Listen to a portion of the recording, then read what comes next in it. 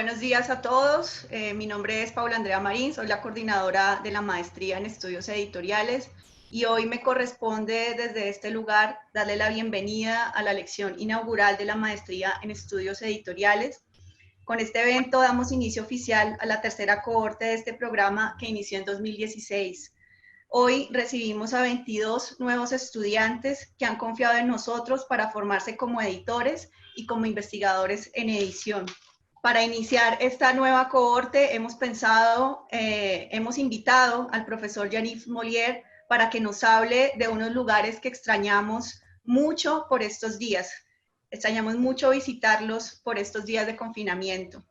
Sea este pues un homenaje a lo que nos convoca en este programa, en la maestría en estudios editoriales y en gran parte a lo que hacemos en el Instituto Caro y Cuervo, el amor por los libros, la lectura y la cultura escrita.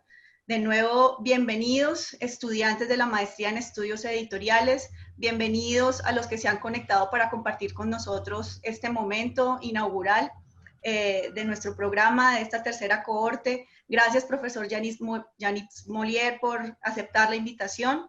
Y bueno, esperamos que para todos sea este un momento de alegría para recordar esos lugares a los que deseamos regresar muy pronto, las librerías. Muchas gracias. Le doy paso entonces a Juan David para que nos presente al profesor y al profesor. Muchas gracias, Paula.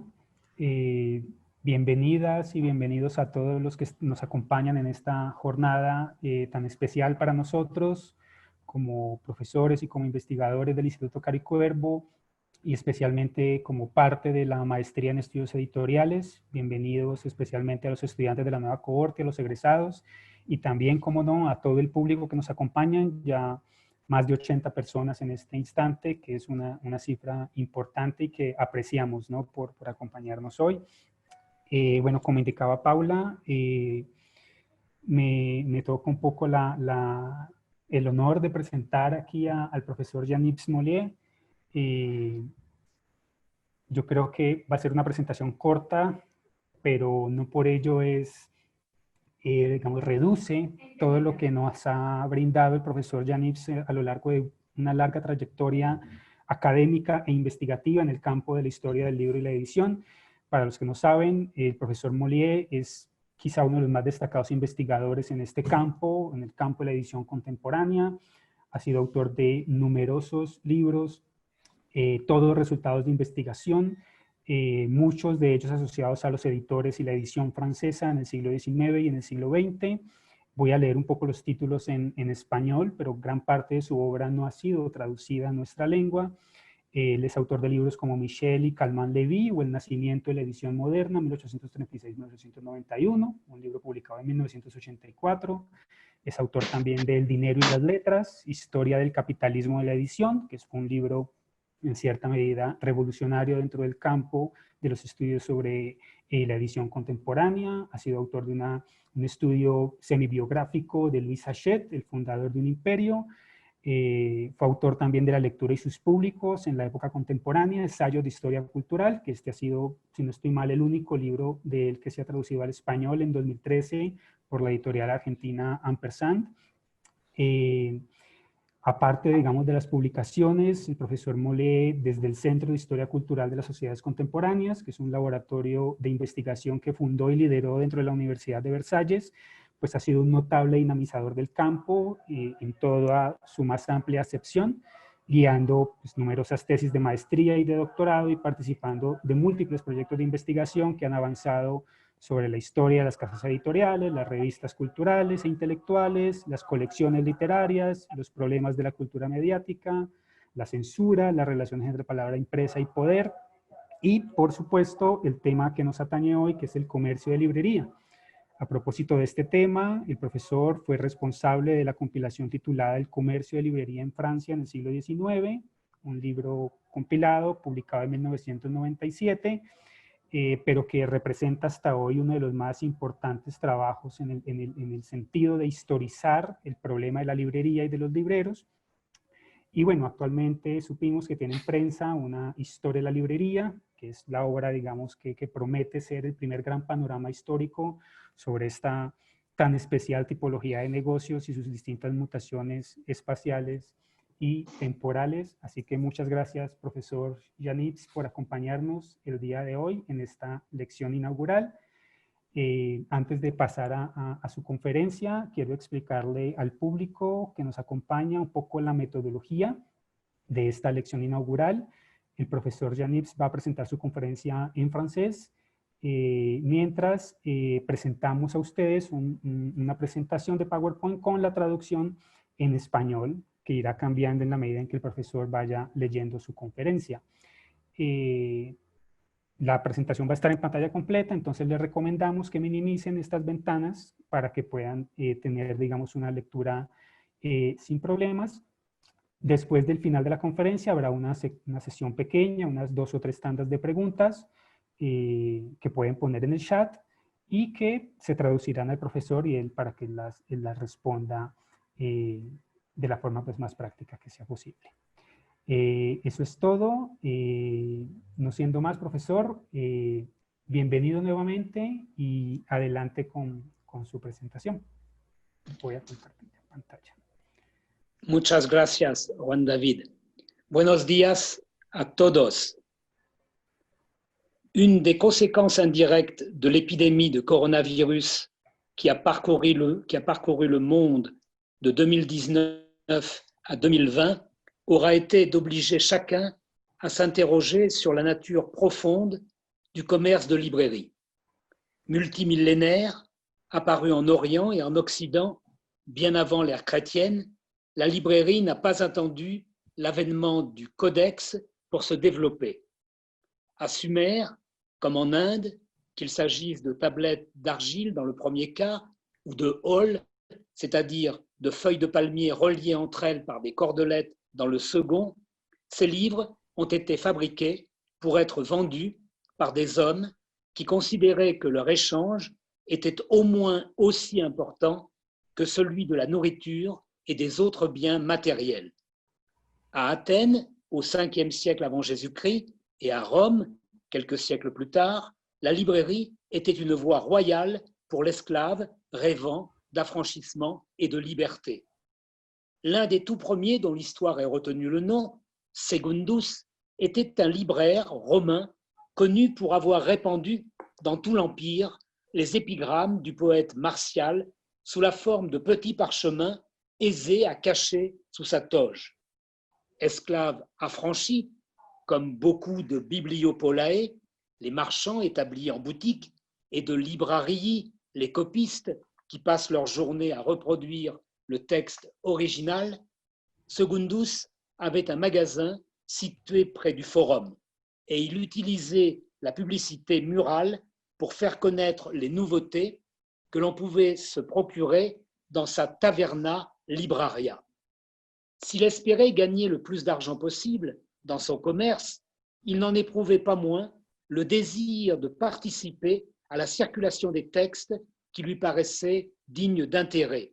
Et en ce sens, il témoignait de la dualité fondamentale du livre, tout à la fois une marchandise et un ferment, comme le définira au XXe siècle le grand historien Lucien Febvre en établissant le canevas de ce qui allait devenir l'apparition du livre, un essai fondamental publié en 1958.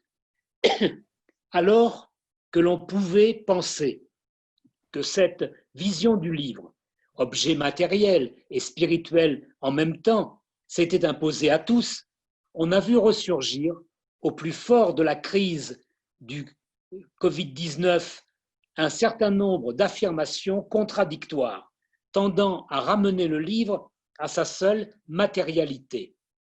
Curieusement, en France, c'est le syndicat des libraires qui a affirmé solennellement que le livre n'était pas un produit de première nécessité et qu'il ne correspondait pas à un besoin vital de l'humanité.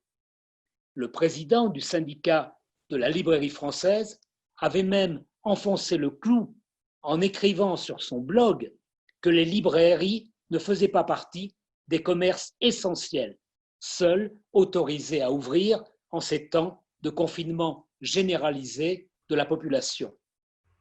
amené à intervenir publiquement dans ce débat. J'ai rédigé, le 12 avril 2020, un article intitulé « La librairie, un commerce vital », publié 2 jours plus tard par le magazine Livre Hebdo, l'organe des professions du livre, ce qui a mis un terme provisoire à un débat biaisé dès le début par une approche purement financière du confinement sanitaire français. Premier point de mon exposé, commerce essentiel et définition des besoins vitaux. Au tout début du confinement de la population française, intervenu le 14 mars 2020, le ministre de l'Économie et des Finances, Bruno Le Maire, avait laissé la porte ouverte pour que les librairies puissent demander à bénéficier d'exemptions à la règle qui imposait à toutes les activités non essentielles aux besoins de la population de s'interrompre pour un temps indéfini. Or, parce que le gouvernement français avait pris des mesures d'aide très importantes en faveur des secteurs économiques mis à l'arrêt, le syndicat de la librairie française préféra prôner la fermeture des magasins vendant des livres plutôt que leur ouverture, même partielle, à certaines heures de la journée. Voulant profiter au maximum de la mise au chômage technique des employés de librairie dont l'État français s'engageait à payer 84% du salaire net mensuel, sans aucune contrepartie, les dirigeants de ce syndicat patronal s'opposèrent même en termes assez violents aux libraires de proximité qui, dans certains quartiers, dans certaines villes, refusèrent de tenir hermétiquement closes les portes de leurs boutiques. Considérant, comme l'Antigone de Sophocle, qu'il est des lois non écrites, supérieures aux lois écrites, ces libraires prenaient le risque d'être sanctionnés durement par la police et frappés d'amendes pour avoir contrevenu à la loi.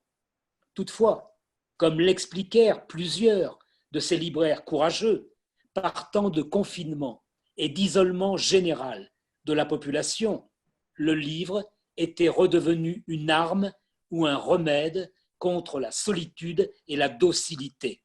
Et les libraires devaient retrouver l'attitude qui fut celle de certains de leurs ancêtres pendant l'occupation de la France par l'armée allemande en 1940-1944.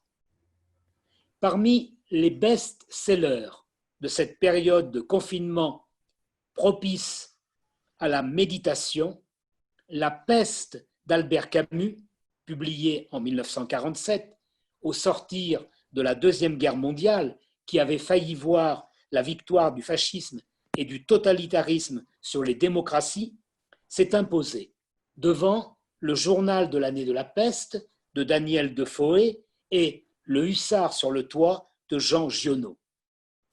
Les œuvres de Kafka, Le château, La métamorphose, Le procès, ont également retrouvé une large audience tant l'époque, notre époque, semblait absurde, voire tragique, dans sa limitation drastique des libertés individuelles. Toutefois, si le roman La peste semble avoir obtenu le maximum de suffrages, c'est que son auteur, l'écrivain Albert Camus, un des 2 grands philosophes de l'absurde et de l'existentialisme avec Jean-Paul Sartre, a décrit la quasi-totalité des attitudes qu'adoptent les hommes quand ils se trouvent confrontés à une crise majeure. Qu'il s'agisse d'un fléau sanitaire, si on lit le roman au premier degré, ou d'une peste brune, le nazisme, si on prend un peu de hauteur pour comprendre ce qu'a voulu exprimer Albert Camus, les hommes peuvent se contenter de survivre, s'arranger pour profiter des circonstances, ou au contraire, décider de lutter contre le mal parce que seule la lutte possède un sens qui élève l'homme au-dessus de lui-même. D'une certaine façon, bien que la pandémie ne puisse pas être complètement comparée à une guerre mondiale, elle a obligé les libraires à s'interroger sur le sens profond de leur profession et les lecteurs à s'interroger sur ce besoin qui pousse à mettre temporairement le monde entre parenthèses et à demander à un poème, un roman ou à un essai de nous aider à trouver le remède qui convient aux maux dont nous souffrons. Au-delà des termes souvent vifs échangés en France lors de ce débat public sur la nature profonde du commerce de librairie, c'est cette notion de besoins vitaux et d'activités économiques essentielles à la survie de l'humanité qui est problématique. Vu du côté du syndicat de la librairie française, qui ne regroupe que des propriétaires de magasins, mais non pas leurs employés, il ne fallait pas s'illusionner sur le sens des mots et admettre au contraire que seules les épiceries et les grandes surfaces vendant des produits alimentaires exerçaient des activités vitales. Le pain du corps était donc supérieur au pain de l'esprit. Et au nom du réalisme économique et des intérêts matériels des libraires, il convenait de maintenir obstinément fermées les boutiques d'esprit, comme on les dénommait au XIXe siècle. Tant pis si le commerce en ligne n'était pas frappé par les mesures d'arrêt de l'économie et si les hypermarchés, si nombreux en France, continuaient de proposer des livres sur leurs rayons de produits non alimentaires. Les consommateurs risquaient de se détourner de leur commerce de proximité si le confinement durait trop longtemps. Ce que mettaient en avant les libraires travaillant dans une sorte de semi-clandestinité, mais ces arguments n'ont pas vraiment troublé les dirigeants du syndicat, drapés dans leur dignité de juges consulaires élus par leurs pairs et chargés d'imposer la loi à tous, y compris aux déviants et aux résistants. Comme vous le voyez, les conséquences d'une épidémie transformée soudainement en pandémie incontrôlable, faute de médicaments appropriés et de vaccins, dépassaient de très loin la maladie proprement dite, puisqu'elle bouleversait les certitudes et le confort intellectuel dans lequel nous vivions jusque-là.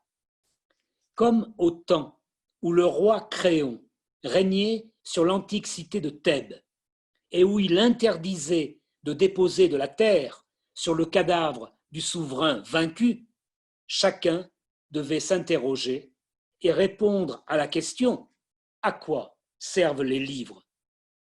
Et est-il légitime de mettre sa vie en danger lorsque les dictatures, de mettre sa vie en danger pour se procurer des livres? Plus près de nous, notamment en Amérique latine, la même interrogation existait lorsque les dictatures qui ensanglantèrent le continent étaient au pouvoir et interdisaient la circulation de la littérature marxiste ou supposée marxiste. À Mexico, Arnaldo Orfila Reynal avait été chassé de la direction du Fundo de Cultura Económica en 1965 pour avoir osé publier en espagnol l'essai d'un anthropologue américain, Oscar Lewis, intitulé Los Niños de Sanchez. Considérée comme injurieuse vis-à-vis du peuple mexicain, cette peinture réaliste de la modernité du pays avait fourni au président de la République, agent clandestin de la CIA, comme on le découvrira plus tard, l'occasion rêvée pour se débarrasser d'un directeur de maison d'édition dont le programme inquiétait les autorités. Parce qu'il estimait de son devoir de faire traduire le meilleur de ce que l'humanité avait produit en matière de sciences sociales, Arnaldo Orfila Reynal fut une victime expiatoire de la chasse aux sorcières qui marqua ce que l'on appela la guerre froide. À sa manière, en réfléchissant aux programmes éditoriaux qui devaient permettre à l'Amérique latine de combler son retard dans le domaine de l'économie, de la sociologie, de l'anthropologie ou de la psychanalyse. Ce libraire, si on veut lui donner le nom générique de sa profession, ou cet éditeur, estimait que le livre était un produit de première nécessité et qu'il répondait à un besoin vital de la population. Gabriel García Márquez le disait au même moment, en faisant du propriétaire de la Librería Mundo à Barranquilla, Ramón Viñes, un des personnages de Cien Años de Soledad, Cien Años de Soledad, El Sabio Catalán de Macondo. Un autre romancier, péruvien celui-là, Mario Vargas Llosa, faisait dire au narrateur du roman Travesuras de la Niña Mala, un roman paru en 2006, qu'il avait découvert la littérature française, la grande comme la petite, les chefs-d'œuvre classiques comme les romans feuilletons, grâce à la bibliothèque de son père qui contenait tous ses romans. Ricardo, l'amoureux fou de la Niña Mala, la petite chilienne qu'il avait connue à Lima dans son adolescence, amenait ainsi le lecteur du roman à comprendre que les grands romans de la littérature mondiale se répondent et composent une sorte de fresque ou de symphonie dont l'humanité éprouve un besoin vital, aussi vital que le besoin de manger et de boire. Comment comprendre le succès mondial de Cien Años de Soledad si on n'a pas en mémoire ce que García Márquez doit lui-même à William Faulkner et l'engouement pour les romans de Jorge Amado, Cacao ou Seara Vermelha, si on n'a pas lu Germinal de Zola et La mer de Maxime Gorki. Un des derniers livres de Pablo Neruda, Incitación al Nixonicidio y a la Branza de la Revolución Chilena.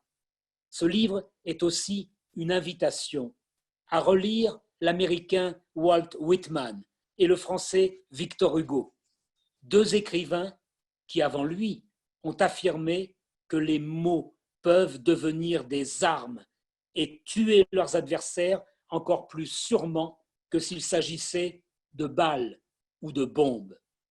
En s'écriant « Et maintenant je tire », Neruda, le chantre de la terre araucane, met en scène les pouvoirs extraordinaires de la poésie quand elle s'oppose à l'armée la plus puissante du monde, pourtant incapable d'infliger une défaite militaire au peuple vietnamien.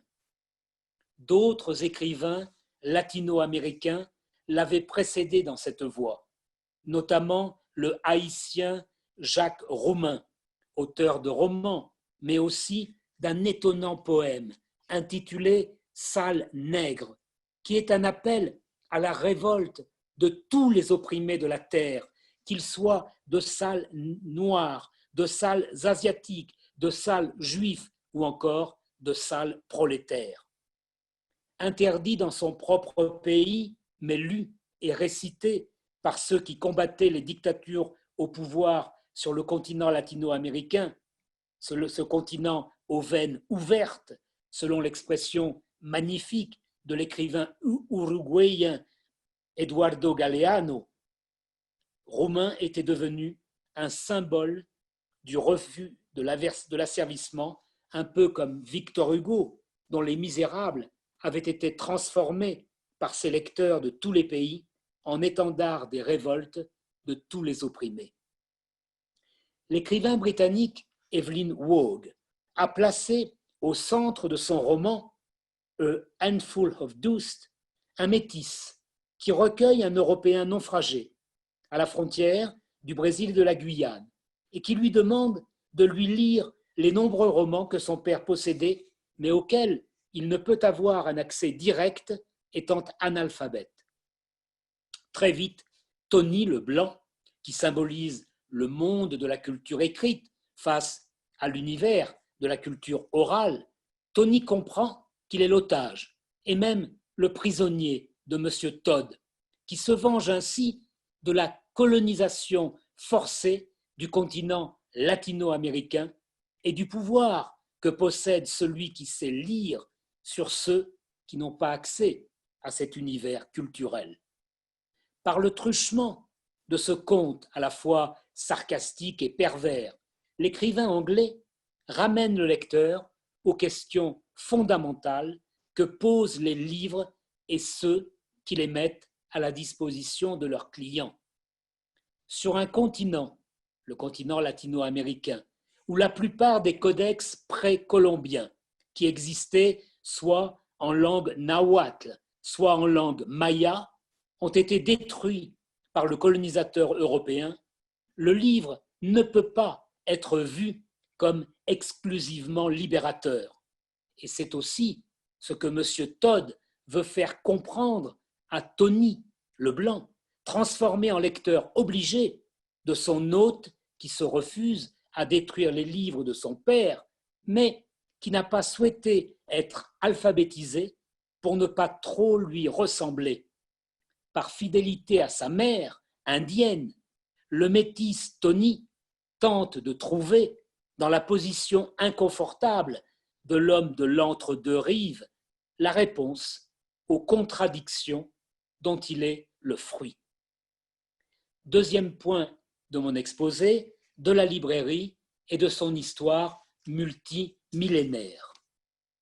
Quoi qu'on puisse avoir l'impression de s'être éloigné de l'histoire de la librairie, ce détour par l'évocation de grandes œuvres latino-américaines était un passage obligé pour réfléchir à ce que fut la librairie dans son histoire complexe et toujours un peu suspecte aux yeux des autorités. Faute de posséder des certitudes sur la place du livre et de la librairie à Sumer, en Mésopotamie ou en Asie avant l'ère chrétienne, c'est vers l'Égypte des pharaons qu'il convient de se tourner. C'est en effet dans ce pays que l'on voit apparaître les premiers signes d'une activité qui ressemble à celle que nous connaissons, 1000 ans avant notre ère.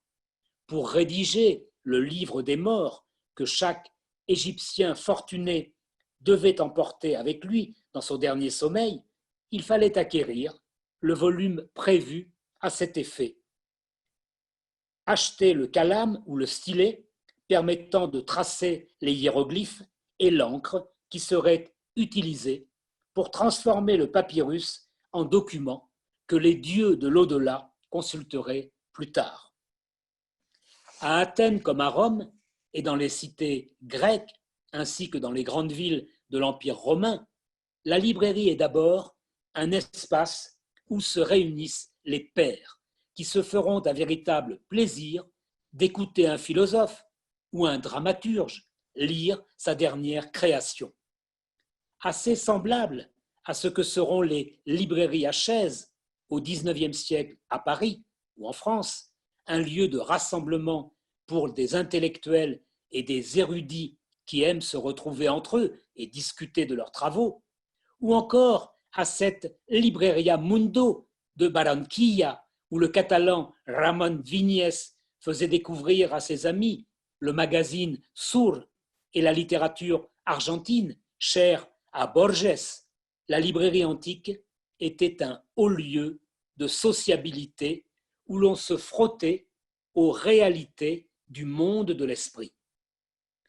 Compte tenu du grand nombre d'affranchis qui devenaient copistes, librarii ou libraires, bibliopolae, on peut considérer que la librairie fut une voie d'accès privilégiée pour la libération physique des esclaves dans des sociétés qui reposaient totalement sur l'asservissement de la plus grande partie des hommes. Le nombre de Romains sachant lire et écrire ne dépassa jamais quelques dizaines de milliers de personnes à une époque où Rome comptait plus d'1 million d'habitants, et les affranchis qui parvenaient à faire connaître le nom de leur taverna libraria, tels Secundus ou encore Paulius Valerianus Quintus pour Martial, les frères Socii pour Horace ou Dorus pour Tite-Live, ces affranchis manifestaient ainsi leur sortie définitive de la condition servile. Toutefois, employés à des tâches d'intermédiation entre les élites lettrées et les écrivains, ils appartenaient à un univers mixte ou métis, pour parler comme Evelyn Waugh. Toujours prêts à prendre des risques pour faire connaître les œuvres qui leur paraissaient dignes d'intérêt, ils pouvaient ainsi susciter la colère des autorités et voir leur boutique fermée en cas de trouble à l'ordre public. C'est en effet à Rome qu'un corps de censeurs était apparu en 443 avant Jésus-Christ, et sa fonction principale consistait à vérifier que les citoyens en payaient bien le cens, l'impôt correspondant à leur position sociale. Les magistrats qui en faisaient partie surveillaient également les mœurs des Romains, et de fil en aiguille, ils s'en prirent au contenu des livres et intégrèrent les librairies dans la liste des endroits soumis à leur contrôle. En Asie, et notamment en Chine, où cette activité est également très ancienne, l'État exerce un pouvoir de contrôle quasi permanent sur les livres qui s'échangent lors des foires traditionnelles ou sur les marchés, mais on ne sait pas grand-chose sur le travail des libraires contemporains de Secundus et des frères Saucilly. Le papier a très tôt remplacé l'écorce des arbres et l'imprimerie en caractère mobile est apparue bien avant qu'elle ne se généralise en Occident. Toutefois, il s'agissait de caractères en bois ou en porcelaine, et les métaux n'ont permis un usage à grande échelle de l'imprimerie qu'à une époque postérieure à celle de Gutenberg, interdisant par là même aux chercheurs de considérer qu'il y ait un lien de continuité ou un véritable transfert de technologie de l'Asie vers l'Europe, comme ce fut le cas pour la fabrication du papier. En revanche, pour ce qui est du monde latino-américain, ce sont les conquérants espagnols ou portugais qui transportèrent des livres puis des presses à imprimer et qui ouvrirent les premières librairies en Nouvelle-Espagne et au Brésil. Comme en Espagne et au Portugal, en Italie ou en France, l'Inquisition avait son mot à dire sur le travail des imprimeurs et sur celui des libraires. Et l'arrivée du livre et des premiers libraires ne correspondit nullement à une ère de libération des esprits. Essentiellement religieux au XVIe ou XVIIe siècle, les livres autorisés à circuler devaient être revêtus des signes extérieurs de leur approbation par les autorités, ce que l'on appelait l'imprimatur ou le nihil obstat, dans la lingua franca de l'époque, le latin. Comme vous le voyez, la profession de libraire recouvre une multitude d'activités que nous distinguons aujourd'hui soigneusement. Copiste ou commerçant, en boutique ou itinérant à l'origine, le libraire s'est fait très tôt traducteur dans le monde arabo-musulman et dans l'Empire romain d'Orient, à Byzance, puis un peu partout. Et il s'est confondu avec la fonction du bibliothécaire quand il s'est introduit dans les scriptoria où les moines recopiaient et traduisaient les œuvres de l'Antiquité qu'ils voulaient faire connaître au même titre que celles des pères et des docteurs de l'Église. Ayant intégré les fonctions de parcheminier, de fabricant de papier, mais aussi de producteurs d'encre et de stylets, puis de plumes, ils étaient tout autant artisans que commerçants avant que ces professions ne se séparent. Le libraire s'intéressant désormais au contenu des œuvres à la mode et devenant l'équivalent de ce que nous appelons un éditeur. C'est la réforme protestante, ou plus exactement le temps des réformes, celle de Luther, puis celle de Calvin, mais aussi l'avènement d'une église officielle en Angleterre, puis l'irruption de sectes qui développeront des visions personnelles de la religion chrétienne, qui marqua le début d'une traque impitoyable des hérésies. L'Europe du XVIe siècle se couvrit de bûchers, et l'on ne compta plus le nombre d'imprimeurs libraires brûlés en place publique, d'Étienne Dolet à Paris, à Michel Servet à Genève, en passant par le traducteur de la Bible en anglais, William Tyndale, qui est mort, lui, étranglé et brûlé vif en Belgique actuelle sur l'ordre de Charles Quint. Par ce dernier trait, la librairie révèle son caractère dangereux et les prisons de l'Ancien Régime en France comptaient beaucoup de membres des professions du livre, des libraires, mais aussi des colporteurs qui risquaient les galères, le fouet ou le bûcher pour avoir introduit clandestinement de la marchandise interdite dans leurs balles ou leurs ballots. Il s'agissait de livres prohibés, religieux réformés au XVIe, XVIIe siècle, puis d'ouvrages laïques au XVIIIe siècle, quand Voltaire et les encyclopédistes prendront la place des humanistes et des premiers membres de la République des lettres qui avaient souhaité faire former un espace public transnational, un espace de la raison critique érigé en juge suprême de toutes les productions de l'esprit. Immanuel Kant et les hommes des Lumières conservèrent et entretinrent cette flamme, et le philosophe de Königsberg concluait sa conférence intitulée « Was ist Aufklärung ?» Qu'est-ce que les Lumières? Par ces mots qui sont aussi un programme, sapere aude, oser penser. L'Église catholique et les princes protestants européens ne l'entendaient pas ainsi. Et au Brésil, la répression du projet d'insurrection de 1789, l'Inconfidencia Mineira, fut impitoyable. Le meneur populaire, Joaquim José da Silva Javier, dit Tiradentes, fut exécuté 3 ans plus tard et son corps découpé en 5 parties sur lesquelles on mit du sel pour qu'il se conserve plus longtemps et témoigne publiquement du sort qui attendait tous ceux qui oseraient l'imiter.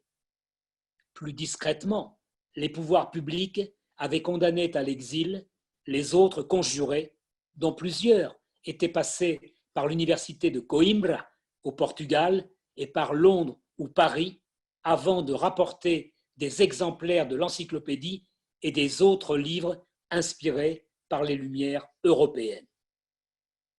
Tous les libraires qui contribuaient à la circulation sur une grande échelle de ces livres sulfureux n'en partageaient pas nécessairement les idées, comme l'a montré récemment Robert Darnton en publiant ce qu'il a appelé un tour de France littéraire à la veille de la Révolution de 1789. Les patriciens qui dirigeaient la société typographique de Neuchâtel, la grosse entreprise qui imprimait et éditait les œuvres de Voltaire, de Diderot, mais également la littérature pornographique, qu'on appelait aussi philosophique. Eh bien, ces hommes étaient des calvinistes, convaincus de l'immoralité des livres qu'ils vendaient, Thérèse philosophe ou Le Portier des Chartreux. Mais ils gagnaient beaucoup d'argent avec cette littérature et ils n'entendaient pas laisser leurs concurrents se partager ce marché. On se tromperait donc gravement en concluant que ces libraires ne considéraient que le versant matériel, financier du livre, car ils étaient convaincus que le livre était aussi un ferment, mais ils mettaient leurs convictions personnelles entre parenthèses quand ils exerçaient leur métier de libraires commissionnaires, ce que nous appelons des diffuseurs aujourd'hui. Persuadés que chaque libraire devait avoir à cœur d'exaucer le vœu et les désirs de ses clients, les véritables lecteurs des œuvres qui circulaient en Europe, ils inséraient dans leur catalogue de vente tous les ouvrages susceptibles de trouver un public dans les villes où ils envoyaient leurs représentants. Troisième point de mon exposé, être libraire à l'époque contemporaine. La Révolution française s'inscrivit pour la première fois dans l'histoire de l'humanité, elle inscrivit pour la première fois dans l'histoire de l'humanité la liberté d'expression au rang des libertés fondamentales, celles qui figurent en toutes lettres dans la solennelle Déclaration des droits de l'homme et du citoyen adoptée le 26 août 1789. Son article 11 dit clairement « La libre communication des pensées et des opinions est un des droits les plus précieux de l'homme. Tout citoyen peut donc parler, écrire, imprimer librement, sauf à répondre de l'abus de cette liberté dans les cas déterminés par la loi. » Thomas Paine, le citoyen des deux mondes, qui avait participé à la Révolution américaine, puis à la propagation de son pamphlet « Rights of Man » en Angleterre, avant d'être élu député représentant du peuple à la Convention en France en 1793, Thomas Paine illustre par sa vie l'accélération que connaissent les échanges intellectuels à cette époque. L'imprimeur Benjamin Franklin, un des pères de la Déclaration d'indépendance américaine avec Thomas Jefferson, était lui aussi le rédacteur du Poor Richard's Almanac, qui fit beaucoup pour la propagation de ses idées. Il fonda également des bibliothèques circulantes et des sociétés savantes destinées à promouvoir l'instruction et la culture. Et il incarne, dans la diversité de ses fonctions, y compris celle de maître général des postes des États-Unis, il illustre une partie des mutations qui marquèrent le monde du livre au XVIIIe siècle. Libraire imprimeur et libraire éditeur, Franklin a pu inspirer un Argentin au parcours comparable à un siècle de distance, Domingo Faustino Sarmiento, futur président de l'Argentine et en même temps pédagogue, journaliste et imprimeur avec Augusto Bellin au Chili, de livres et de journaux destinés à propager ses idées. Ce n'est guère qu'au XIXe siècle que les professions du livre achevèrent leur mutation et que le libraire, la librairie, prit son visage actuel, l'édition se séparant totalement de cette profession qu'il avait engendrée. Ramené dans la boutique qu'il avait vu naître 2000 ans ou 2500 ans auparavant, à Athènes et à Rome, le libraire français, anglais, allemand, cesse d'être en même temps l'éditeur et l'imprimeur des textes qu'il propose à sa clientèle. Et il se spécialise dans la seule commercialisation des volumes présents dans ses vitrines ou sur les étagères de ses bibliothèques. Il en sera de même pour les libraires espagnols et portugais, avec un peu de retard sur leurs homologues européens. Mais tous ont à peu près achevé cette mutation au tournant du XXe siècle. En Amérique latine, ce sont d'abord les grands commissionnaires qui installent de puissantes librairies à Rio de Janeiro et à Buenos Aires. Et parmi les plus importants, c'est Baptiste-Louis Garnier, le franco-brésilien, qui impose son nom, mais il est tout autant éditeur que diffuseur et libraire quand il meurt en 1893. La Colombie connaît le même type d'évolution, les premiers éditeurs étant aussi des libraires, également tournés vers le commerce international, comme l'a montré Juan David Murillo Sandoval dans sa récente histoire de l'édition en Colombie. Un peu partout dans le monde, la généralisation de la réforme de l'instruction universelle a fait surgir au premier plan des instituteurs ou des professeurs rédacteurs de manuels scolaires, tels Louis Hachette en France, Thomas Nelson en Écosse, Fritz Payot à Lausanne, Frédéric Norstedts en Suède et bien d'autres encore. Tous ces hommes, auxquels on peut joindre l'américain Noah Webster, sont à l'origine de puissantes maisons d'édition, mais également de grandes librairies installées au cœur des métropoles où on vient de loin les admirer et y acheter les trésors qu'elles contiennent. J'ai déjà évoqué la Libreria Mundo à Barranquilla après 1945, qui ressemble à la librairie que tenait Adrienne Monnier aux Amis des Livres à Paris dans l'entre-deux-guerres, ou encore à Shakespeare and Company de Sylvia Beach, puis de George Whitman, qui la transféra de l'Odéon à la rue de la Bûcherie après la Deuxième Guerre mondiale.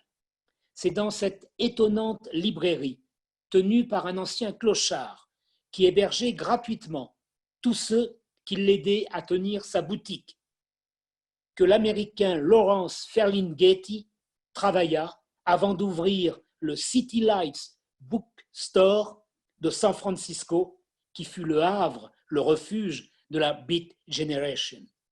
Ainsi se transmettaient des modèles de librairies un peu mythiques, qui ressemblaient cependant, par bien des traits, à ce qu'étaient les librairies d'Athènes au temps de Platon et d'Aristote, des boutiques d'esprit avant la lettre, dans lesquelles l'achat des livres n'est que l'une des motivations de ceux qui en franchissent le seuil. La librairie de Minuit, boulevard des Italiens à Paris, permettait aux noctambules de se retrouver dans un lieu ouvrant tard le soir avant 1914, une tradition reprise ici ou là après la Deuxième Guerre mondiale. D'autres boutiques avaient eu l'idée d'ajouter une galerie de tableaux à leurs locaux afin de coupler la vente de livres avec celle de lithographie et même de tableaux, comme à la Une, boulevard Saint-Germain, l'une des plus connues en 1950-1970. Après 1980, on vit apparaître des librairies-restaurants, dont la boutique de la Côte des Neiges, fondée par Rina Olivieri et Yvon Lachance à Montréal, au Québec, en 1985, boutique qui a fermé en 2020, fut un peu la vitrine internationale. Il y avait eu de nombreux cafés-shops où l'on vendait des livres tout en dégustant du café, avant l'apparition des librairies-restaurants. Mais la librairie Olivieri de Montréal était le symbole de l'osmose entre une ville, son université et ses intellectuels qui aimaient s'y retrouver à l'heure des repas. Sa fermeture, commentée par la presse locale, a fait l'effet d'une sorte d'avertissement. Dans un pays où le commerce en ligne a eu des effets dévastateurs sur les magasins de centre-ville, très menacés désormais. Sans prendre de telles proportions, la disparition de la librairie des presses universitaires de France à Paris, librairie installée à l'angle du boulevard Saint-Michel et de la place de la Sorbonne, la fermeture de cette boutique avait provoqué une onde de choc comparable au début du XXIe siècle. Pour des générations d'étudiants et de touristes étrangers qui venaient se promener au quartier latin entre 1950 et 2000, la librairie des Pufs était le symbole de ce quartier qu'on appelait latin par référence à la langue de ses premiers écoliers étudiants turbulents, les frères du poète François Villon, qui l'habitèrent et lui donnèrent leur âme au Moyen-Âge. Si les librairies commençaient à déserter ce quartier, c'est sans doute que le livre était en train de perdre une partie du pouvoir qui était encore le sien avant l'apparition d'Internet et des réseaux sociaux, où sa place est désormais contestée. Il demeure, heureusement, au quartier latin, les librairies Gibert, où l'on achète à la fois des livres neufs et des livres d'occasion, un commerce de segundo mano ou segunda mano, comme on dit en espagnol, et en anglais, en insistant sur le passage des volumes entre des mains multiples, et les stands des bouquinistes sur les quais de la Seine, qui rappellent que le livre a plusieurs vies, et que les libraires présentent des visages très divers selon l'endroit où ils travaillent. De plus en plus féminisée en Occident, la profession de libraire concerne aujourd'hui des milliers d'employés qui appartiennent à des groupes puissants, la Fnac en Europe, Barnes & Noble aux États-Unis, Feltrinelli en Italie, Gruppo Planeta en Espagne et en Amérique latine. Mais ces énormes librairies qui sont apparues à la fin des années 1990 et ont incarné pendant 15 ans un transfert du pouvoir de l'éditeur vers le diffuseur, ces groupements sont eux-mêmes menacés par le commerce en ligne qui transforme les salariés d'Amazon en coureurs de marathon qui s'épuisent à remplir des caddies avec les objets que leur ordinateur a sélectionnés en les transformant en simples exécutants de tâches dénuées de tout intérêt. Esclaves de la machine qui surveille leurs moindres faits et gestes et chronomètre impitoyablement tous leurs mouvements, ces travailleurs font soudainement du héros des temps modernes, l'ouvrier fordien incarné au cinéma par Charlie Chaplin, un être qui pouvait encore se révolter en se mettant en grève afin d'empêcher le talon de fer du capital, pour parler comme Jack London, de le dévorer. Et j'en viens à ma conclusion. L'avenir de la librairie. Dans un roman célèbre publié en 1953, auquel le cinéma a fait faire le tour du monde, Fahrenheit 451, Ray Bradbury a imaginé des pompiers pyromanes qui brûlent les livres pour empêcher les hommes de perdre leur temps à les lire. Pour s'opposer à ce Léviathan moderne, certains résistants apprennent par cœur le contenu d'une œuvre qu'ils incarnent désormais en devenant ce que l'auteur a appelé des couvertures de livres que l'on peut sélectionner et leur faire réciter.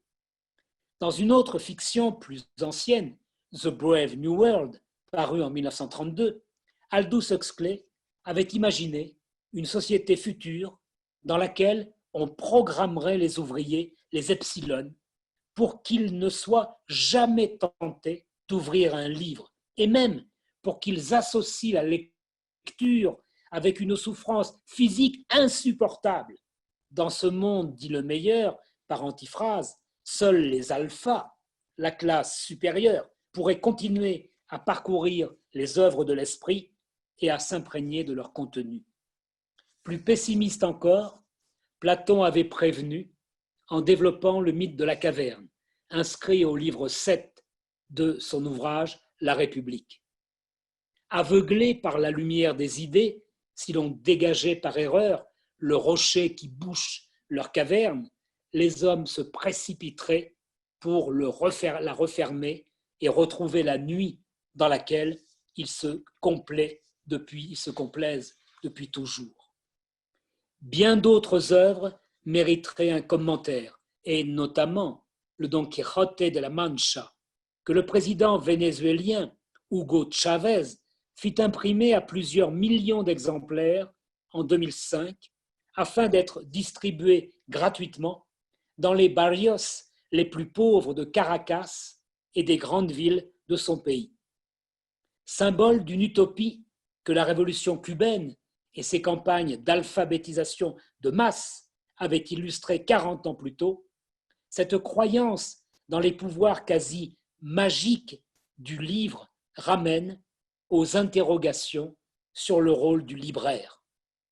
Intermédiaire entre deux mondes, passeur culturel, métis ou homme de l'entre-deux, il n'a été envisagé jusqu'ici que sous sa forme la plus moderne de vendeur de livres imprimés. Toutefois, le succès de la literatura de cordel en Amérique latine oblige à présenter maintenant des livres d'un genre particulier que l'on vend sur les marchés du Nordeste au Brésil, de Fortaleza à Bahia en passant par Recife et même à Rio de Janeiro. Les folietos des cordels, qui sont de petits livrets de 8 à 16 pages plus 4 pages de couverture, grossièrement imprimés sur du papier de médiocre qualité et sont pourtant recherchés par ceux pour qui ils symbolisent l'accès à l'univers du livre. On en trouve des variantes dans d'autres pays voisins du Brésil, en Argentine et au Pérou. Et il continue la tradition des cordels, ces poèmes ou ces chansons que les aveugles de Madrid étaient les seuls à pouvoir vendre en Espagne du XVIe au XIXe siècle. Qu'on le veuille ou non, et malgré la définition de l'UNESCO, qui fit longtemps du livre un imprimé de plus de 48 pages, ce qui excluait les albums de bande dessinée et les cordels, le livre se définit par l'usage que les hommes lui attribuent et non pas par ses caractéristiques physiques. Cela signifie que le libraire revêt lui aussi des apparences diverses et variables selon les époques et les lieux où il exerce son métier.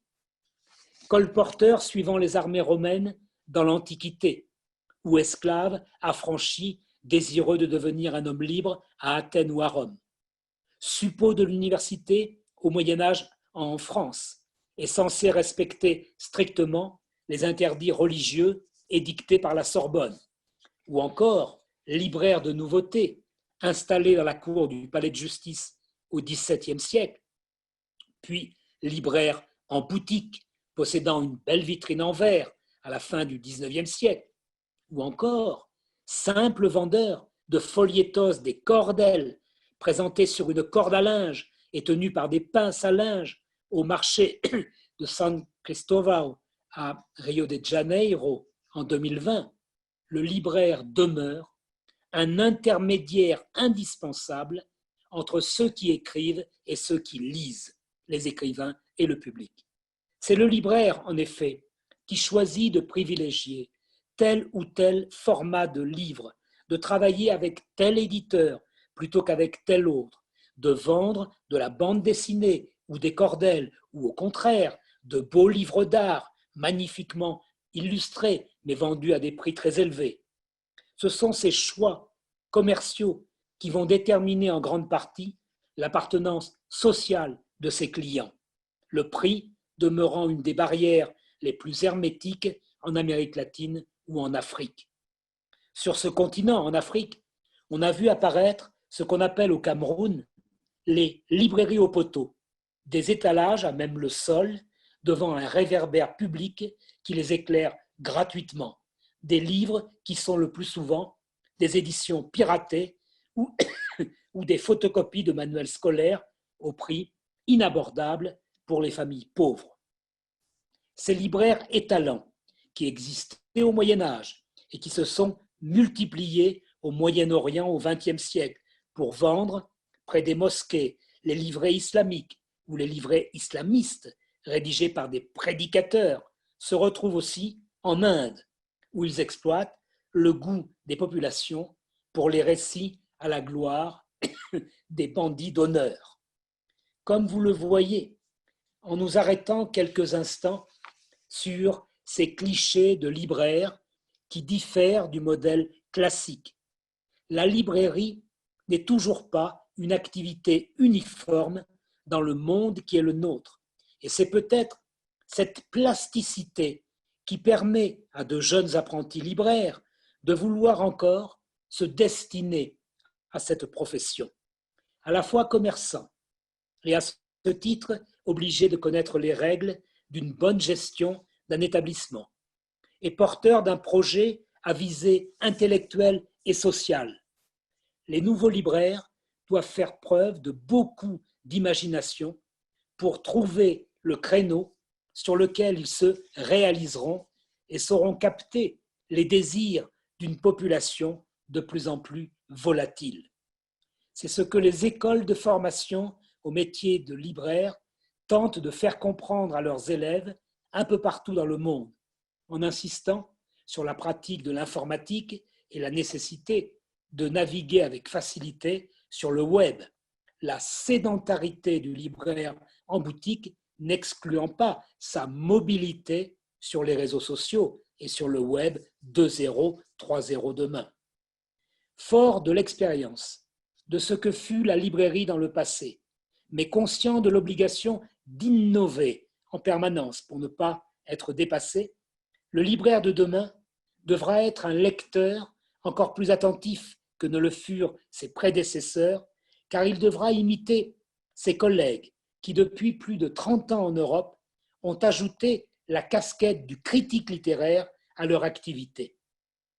Il ne s'agit plus en effet de renseigner oralement le client qui pénètre dans la boutique à lire, mais de capter son attention dans la rue en mettant en vitrine de courtes critiques résumant l'intérêt d'un roman ou d'un essai, et ce, de façon à ce que cette publicité soit suffisamment forte pour qu'elle puisse transformer un passant, un flâneur, un badaud en client aspiré comme par un aimant par la vitrine du libraire. Sans posséder le talent du camelot ou du battleur de foire qui transmet un message volontairement exagéré au promeneur, le libraire doit faire de sa boutique un lieu un peu magique, à la fois un forum où on aime se retrouver et bavarder, un espace de rencontre entre les écrivains et le public, et un magasin où chaque couche de la population, les jeunes, les adultes, les femmes, etc., doit trouver ce qu'il cherche ou découvrir ce qui va devenir soudainement l'objet de son désir. L'animation culturelle des librairies est ainsi devenue au fil des ans une nécessité au moins aussi chronophage que la gestion des stocks, les commandes et la réception des marchandises. À entendre certains libraires, on finit par se dire que sa journée doit durer plus longtemps que celle du commun des mortels, et cela malgré une rentabilité très faible de ce commerce de proximité. Heureux encore le libraire qui n'attire pas les foudres de parents mécontents de voir leurs enfants feuilleter un album qui expose les idées des groupes féministes, des groupes altermondialistes ou un livre inspiré par les gender studies, tel ce joli livre de lecture français intitulé « Papa cou, maman lit », publié par les éditions des femmes dans les années 1970. Plus récemment, dans les années 2000, ce fut un autre livre destiné à la jeunesse, Tous à poil, qui suscita l'indignation des partis de droite français. Prenant prétexte d'un album aquarellé, nullement grossier et encore moins pornographique, ils essayèrent de soulever l'opinion contre le mouvement progressiste en cherchant à mobiliser l'opinion publique contre le laxisme supposé des enseignants et des bibliothécaires.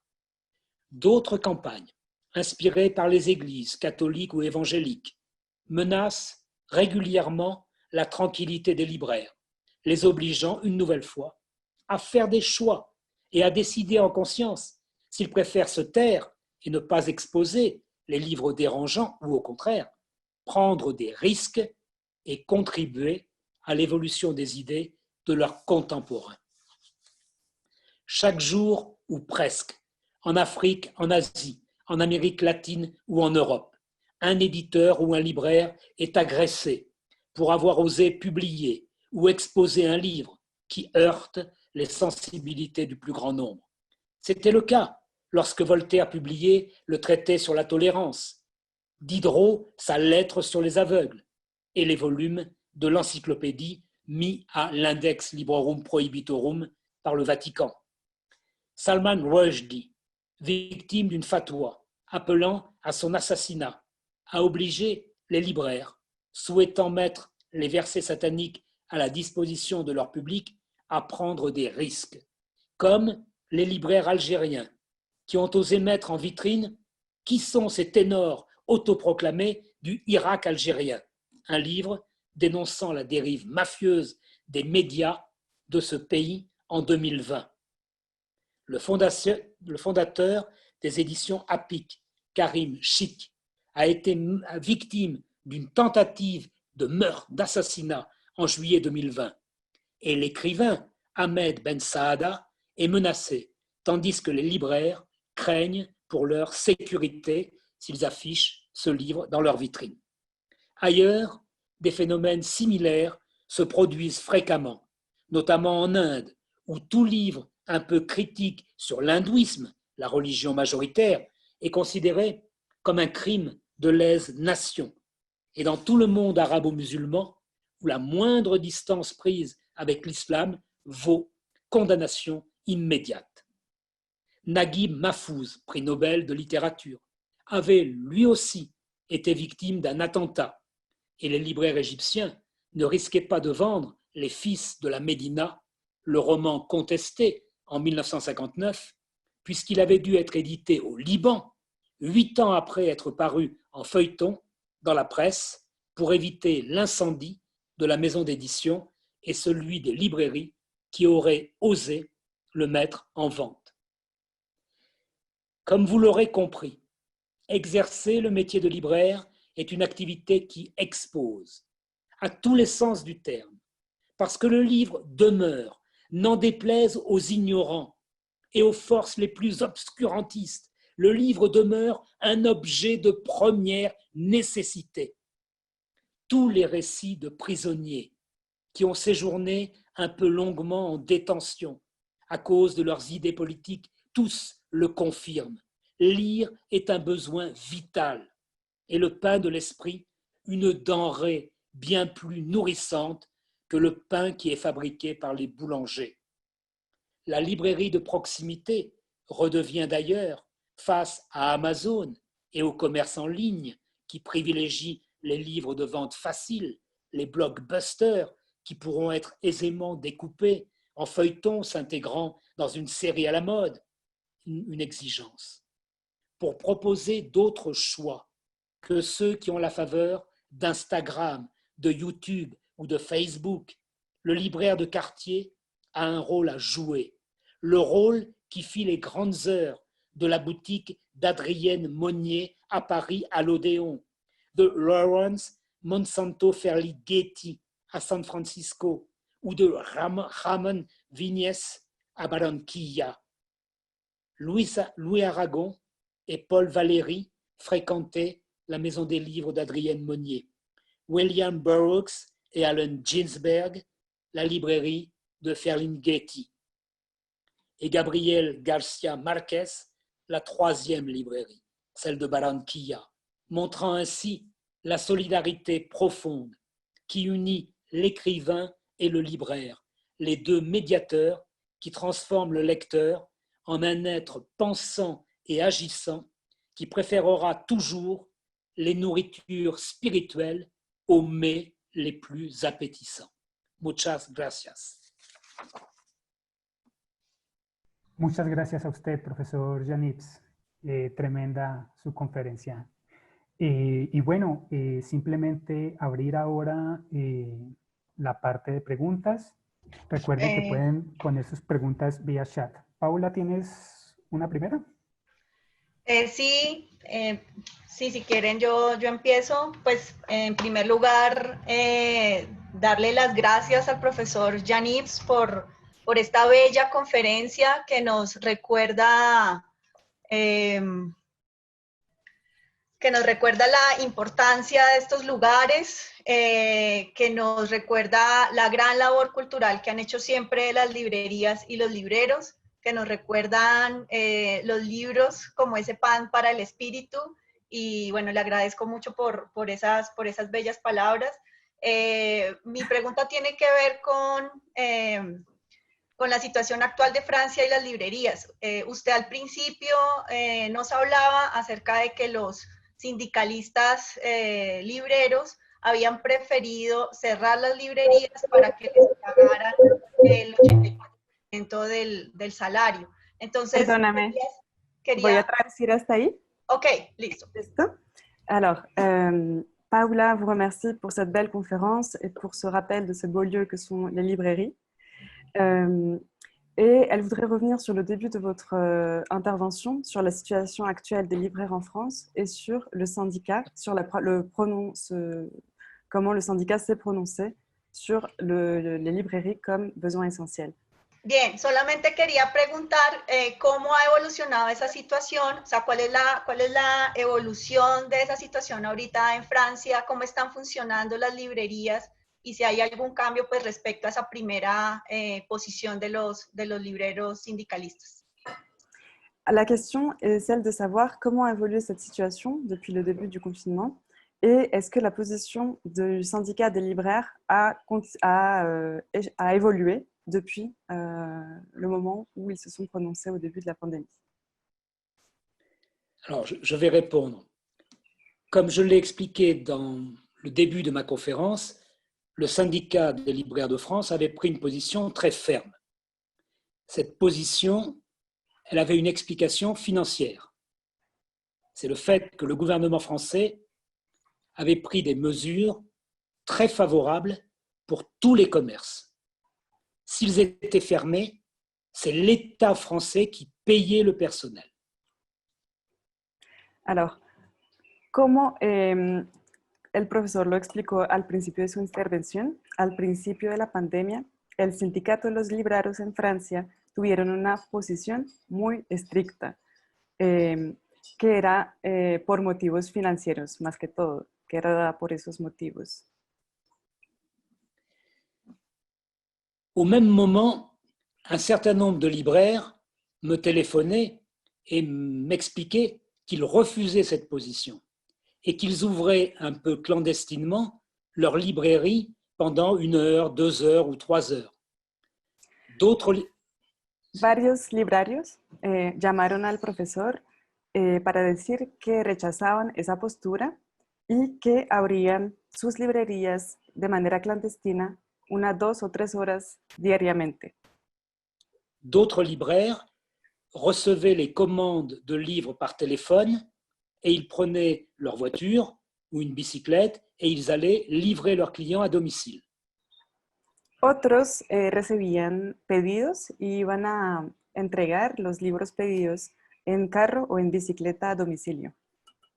Donc on avait une situation un peu schizophrénique où des libraires avaient peur non pas tellement de la police, mais de leurs syndicats qui menaçaient de les exclure ou de les dénoncer parce qu'ils voulaient répondre à la demande sociale, à la demande du public. Teníamos entonces una situación esquizofrénica en la cual los librarios tenían miedo a su sindicato y no a la policía. Y tenían miedo de la exclusión de parte de ese sindicato. C'est pourquoi j'ai décidé de m'engager publiquement en rédigeant un article fondamental dans lequel j'expliquais que la position du syndicat était une mauvaise position.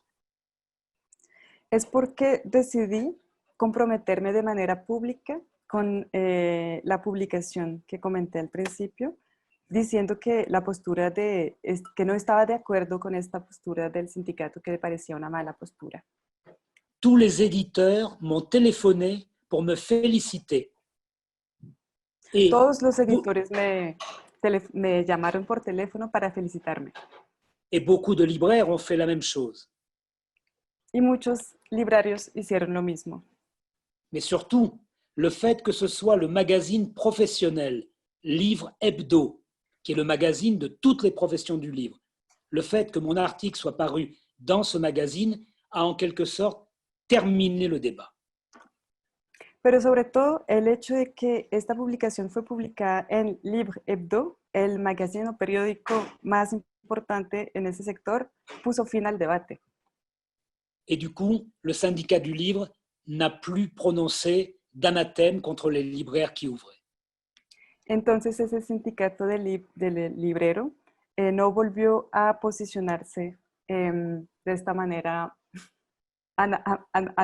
anatémica sobre esta cuestión. Et le gouvernement a fait savoir aux libraires qu'ils pouvaient ouvrir comme les épiceries. Y el gobierno hizo saber a los libreros que podían abrir de la misma manera que las tiendas de alimentos. Je vais ajouter pour vous qui êtes à Bogota. Je suis un intellectuel qui m'engage très peu publiquement. Je considère que mes livres suffisent. Para ustedes que están en Bogotá, voy a precisar que soy un intelectual que me comprometo muy poco de manera pública. Parce que mes Quería livres decirte se quelque suffisent. chose, porque Oui. mis libros se bastan siendo ellos mismos. Son Mais quand je suficientes. considère qu'il y a une situation grave, à peu près tous les 5 ans, je publie un article que j'estime un article de fond, et en général, mon message est assez bien accepté. Pero cuando considero que hay una situación grave, aproximadamente cada 5 años, trato de publicar un artículo de fondo y en general este artículo está bien recibido. Muchas D'autres gracias, questions? profesor. Muchas gracias, Leticia, por la tarea de traducción. Tenemos otras preguntas que ya que están llegando en el chat. Yo quería, antes de pasar a estas, hacer una muy breve pregunta. Cuando leía el texto y la idea de librería, ¿no? como centro para nutrirnos, como para alimentar nuestro espíritu, pensaba también en las bibliotecas, que han sido cerradas también por el confinamiento. Entonces quería como... Leticia. Alors, une brève question. Quand j'ai lu votre texte, et surtout les parties sur la nourriture, les livres comme nourriture pour l'esprit, j'ai aussi pensé aux bibliothèques qui ont été fermées pendant le confinement. Sí, Oui. entonces pensaba en esa otra esencialidad, ¿no? De la biblioteca, que hoy en día en Colombia están cerradas todas las bibliotecas públicas. Pero las librerías pueden J'ai seguir pensé à funcionando. cette réalité de ces bibliothèques fermées parce qu'aujourd'hui en Colombie, toutes les bibliothèques publiques sont fermées. Oui, je pense que c'est une excellente question. Et en tant qu'intellectuel, j'ai vécu avec avec beaucoup de peine le fait que pendant cette période de confinement, les librairies, les bibliothèques et les écoles aient été fermées. Durante este periodo he vivido con mucha pena el hecho de que también en Francia y en Colombia todas las escuelas, bibliotecas, librerías estuvieran cerradas. Je comprends bien les problèmes sanitaires et j'en ai parlé avec des médecins. Mais entiendo bien a los problemas sanitarios y los estuve discutiendo con los médicos. Mais des libraires français ont prouvé qu'on pouvait respecter les consignes sanitaires et ouvrir quand même les boutiques en demandant aux clients de porter des masques et de ne pas être trop nombreux en même temps dans le magasin. Pero libreros mostraron que se podían respetar las medidas sanitarias y abrir los almacenes, las tiendas, respetando estas medidas poniéndose máscaras y no recibiendo muchos clientes en el espacio al mismo tiempo. De la même manière, on pouvait très bien on aurait pu ouvrir les bibliothèques en organisant un sens pour qu'on aille d'un endroit vers un autre sans jamais rencontrer d'autres personnes. Ça a été fait dans quelques bibliothèques françaises. También se hubiera podido abrir bibliotecas con un sentido, una indicación para ir de un lugar al otro sin cruzarse. Eso ha sido implementado en algunas bibliotecas francesas. Par ailleurs, on sait que le virus peut se mettre dans les livres, mais quand le livre revient à la bibliothèque, on peut le mettre pendant 24 heures ou 48 heures dans un lieu clos et de façon à ce que le virus meure.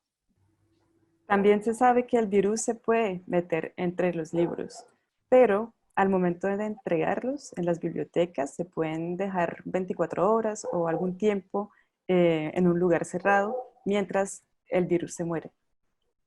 Je pense que pendant ce confinement, l'humanité a montré qu'elle était devenue terriblement matérialiste. Creo que durante este confinamiento la humanidad demostró que era muy materialista.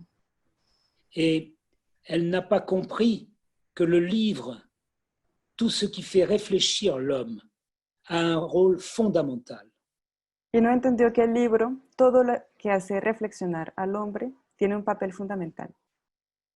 Nous vivons une époque où les réseaux sociaux se substituent à la réflexion collective. Vivimos una época en la cual las redes sociales se sustituyen a la reflexión colectiva. Je m'explique. Me explico. Sur les réseaux sociaux, les gens réagissent extrêmement vite. Avant même de réfléchir, ils ont déjà tapé le tweet ou bien le SMS ou le message qui va arriver sur le blog. En las redes, la gente reacciona muy rápido. Antes que se acabe la reflexión, ya escribieron un tweet o un mensaje escrito que están publicando en un blog. Or, le livre, la lecture font qu'on commence par méditer, par réfléchir, et on se demande ce que l'on doit écrire ensuite. Ce temps de réflexion, il est fondamental, il a de tout temps été fondamental pour l'humanité entière. No obstante, con la lectura se empieza por meditar, por reflexionar, y ese tiempo de reflexión es fundamental para la, vous avez dit pour l'humanité, para la humanidad entera. Comprenez-moi bien, j'utilise les réseaux sociaux, j'utilise les blogs, j'utilise les tweets et les SMS, mais je ne le fais jamais avant d'avoir longuement réfléchi et médité.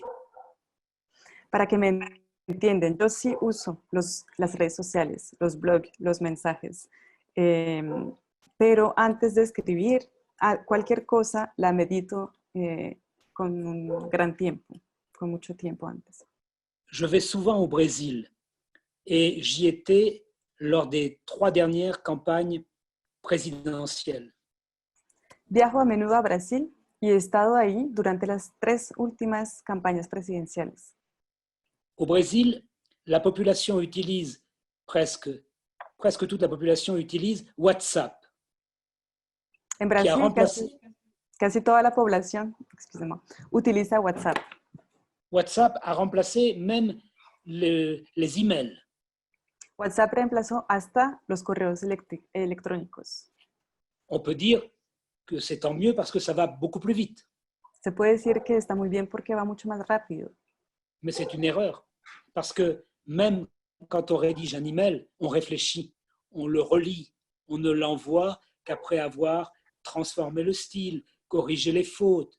Bref, on s'est livré a une réflexion. Es un error porque antes de enviar un correo electrónico, uno reflexiona, uno se relee, corrige los errores, cambia el estilo. Todo eso significa un momento de reflexión. Alors que sur WhatsApp ou sur les autres réseaux identiques, on dit ce que l'on pense à chaud, avant même la réflexion. Et j'ai vu les conséquences tragiques au moment de l'élection de Bolsonaro. Toutes les fake news passaient sur WhatsApp.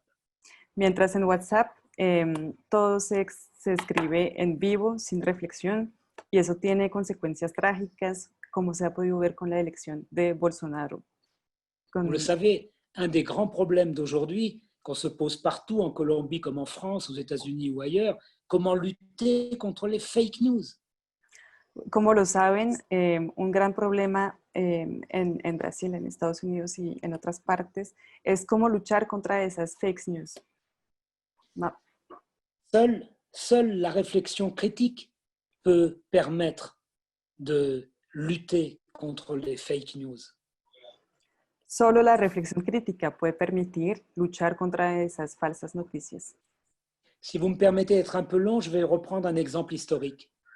Si me permiten ser un poco más largo, voy a coger un ejemplo histórico. Pourquoi Voltaire a-t-il écrit le traité sur la tolérance? Porque Voltaire escribió el Tratado sobre la Tolerancia. Parce qu'une fake news était partie de la ville de Toulouse, dans le sud de la France, et avait parcouru la France. Una falsa noticia había salido de Toulouse, en el sur de Francia, y había recorrido a toda Francia. Cette fake news consistait à dire qu'un protestant, M. Calas, avait tué son fils parce que son fils voulait devenir catholique. Esa fake news consistía en decir que un protestante, el señor Calas, había matado a su hijo porque se había vuelto católico. Quand Voltaire a mené son enquête, il a pu vérifier que c'était une fake news. Cuando Voltaire averiguó con su investigación, pudo verificar que era una falsa noticia. Et il a lutté pour réhabiliter la mémoire de ce malheureux monsieur Calas qui avait été torturé et tué pour un meurtre qu'il n'avait pas commis. Y hice un trabajo para la memoria, para rehabilitar la memoria del señor Calas, que había sido torturado y matado por un crimen que no había cometido. Je tire de cet exemple historique une conclusion. De la même manière que les philosophes prenaient le temps de réfléchir pour combattre les fake news, nous devons réfléchir en adaptant notre réflexion aux technologies modernes. Como reflexión saco de esta historia que los filósofos deben adaptar que debemos hacer como los filósofos de la época y adaptar nuestras metodologías de conocimiento y de reflexión a los métodos modernos. Est-ce que vous pouvez juste répéter cette dernière partie? Oui, j'en tire la conclusion que nous devons à la fois imiter Voltaire en utilisant notre intelligence critique, mais en même temps, nous devons l'adapter aux technologies modernes, c'est-à-dire aux tweets, aux SMS, aux emails, à toutes les formes modernes de communication. Sí, la idea es que se debe utilizar, como Voltaire, esa inteligencia crítica, pero adaptarla a las tecnologías modernas y a los nuevos modos de comunicación. Autre question? Muchas gracias, Yanitz. Ya tenemos varias preguntas en el chat. Voy a empezar con una de Iñaki Vázquez. Voy a tratar de sintetizarla un poco. Dice, actualmente existe en Hispanoamérica un discurso desarrollado por grandes grupos multimediales. Alors, c'est une question de Iñaki Vázquez, qui est un petit peu résumée par Juan David. Il existe en ce moment, en Amérique latine, ¿puedes repetir lo que tu síntesis? Que actualmente existe en el ámbito hispanoamericano un discurso desarrollado por grandes grupos multimedia. Il existe un discours dans cette région développé par des grands groupes multimédia en el que se pone en el centro de la cadena de valor al lector.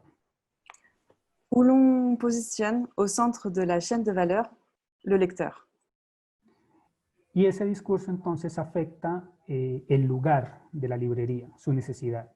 Ce discours affecte le lieu que prend la librairie et le besoin qu'on a de ce lieu. Porque la pone en el mismo lugar de cualquier otra cadena de comercialización. Parce qu'il le situe sur le même lieu, sur le même plan que les autres chaînes de commercialisation. La pregunta es entonces al profesor, ¿qué opina de ese discurso? Y si en la actualidad las librerías son uno de los actores más fragilizados de la industria. Donc la question pour vous est qu'est-ce que vous pensez de cet positionnement et est-ce que la librairie est vraiment un secteur affecté aujourd'hui économiquement? Alors, il y a deux questions dans la question. Je vais commencer par la deuxième partie, c'est-à-dire est-ce que la librairie est affectée économiquement?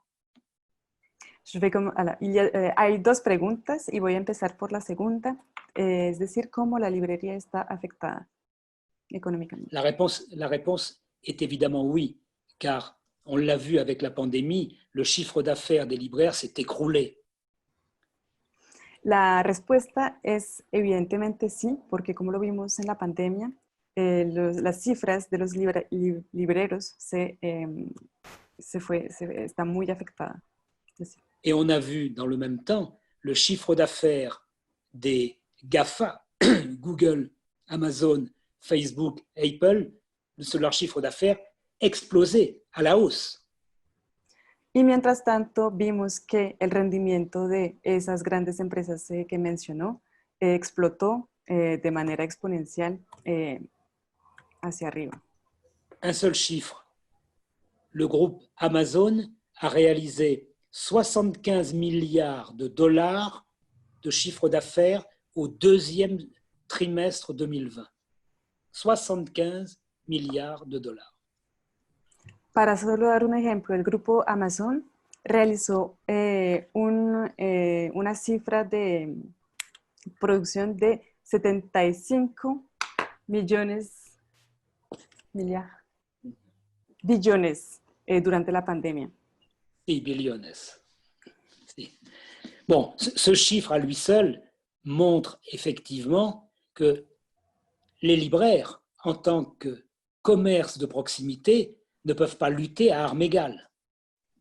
Esto muestra que los libreros, como comercios variales, pequeños comercios, no pueden competir con esas empresas grandes. Mais, no son iguales. dans la dernière partie de mon exposé, j'ai expliqué qu'en faisant preuve de beaucoup d'imagination, en multipliant les initiatives, les libraires peuvent regagner du terrain. Pero en la última parte de mi exposición he mostrado que con mucha imaginación y muchas nuevas iniciativas, los libreros pueden recuperar terreno perdido. Là encore, un seul exemple. Hay un solo ejemplo. En se regroupant, les libraires d'une ville ou d'une région ou d'un pays peuvent mettre au point un site Internet pour grouper la totalité de leur stock et rivaliser avec Amazon.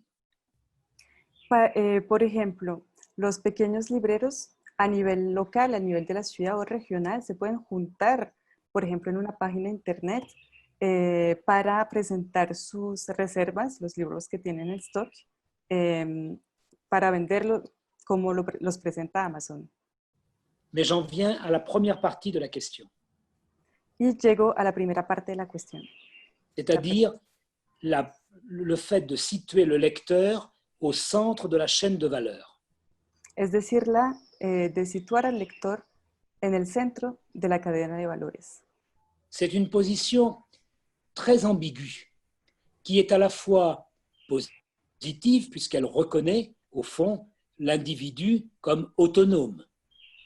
Es una cuestión ambigua porque reconoce al lector, y es positiva porque reconoce al lector como un individuo autónomo. De ce point de vue-là, on ne peut que se féliciter que les lecteurs, effectivement, soient reconnus comme ayant le droit de choisir eux-mêmes leur lecture. Uno se puede felicitar de eso, que el lector está reconocido como pudiendo escoger su lectura. Désormais, ce n'est plus l'Église catholique ou l'Église protestante, ce n'est plus le parti politique, ce n'est plus une association ou un groupement qui pèse sur l'individu, qui lui dicte ses choix. De esta manera, ya no es la religión protestante o católica, un partido político, una asociación o una agrupación que dicta las elecciones de los individuos. Mais, je l'ai dit, c'est une position très ambiguë parce qu'il y a un aspect négatif. Pero es una posición ambigua porque hay un aspecto negativo. Il y a 20 ans ou 30 ans, avant d'acheter un livre, le lecteur colombien ou français, en général, faisait confiance à des critiques. Il lisait des articles dans les revues spécialisées ou dans la presse et, en quelque sorte, il s'appuyait sur le jugement d'experts. Hace 20 o 30 años en Francia, el lector confiaba en críticas de revistas especializadas o en la prensa y entonces se confiaba en opiniones expertas. Mais aujourd'hui, la plupart des journaux ne sont plus capables d'imposer ou en tout cas de contribuer au choix des lecteurs. Pero hoy en día, la mayoría de los periódicos no son capaces de contribuir en las elecciones de los lectores. Et on a vu apparaître sur les réseaux sociaux, notamment sur Instagram et sur YouTube, des sites où des gens incompétents se transforment en prétendus critiques littéraires. Y vimos aparecer en redes sociales como Instagram o YouTube personas incompetentes que con sus escritos se quieren presentar como personas expertas. Dans un de mes livres, il y a quelques années, j'avais cité un exemple de youtubeuse en Angleterre qui avait des centaines de milliers de followers.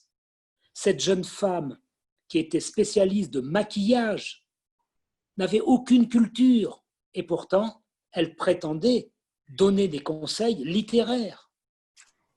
¿En Inglaterra? ¿Sí piensa? En Angleterre. Hace unos años se mostró en Inglaterra a una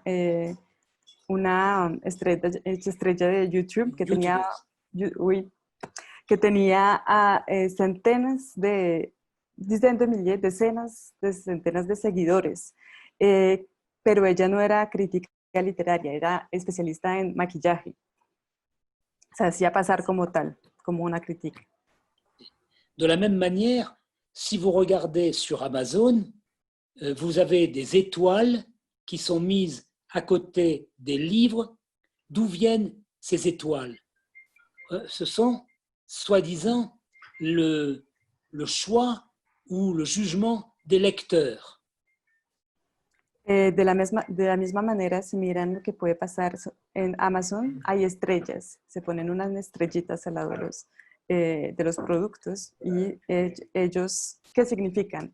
Son las elecciones de los lectores, finalmente. Nous vivons donc une époque où chacun se prétend expert sur tous les sujets. Vivimos en una época en la cual cada uno se pretende experto sobre todos los temas.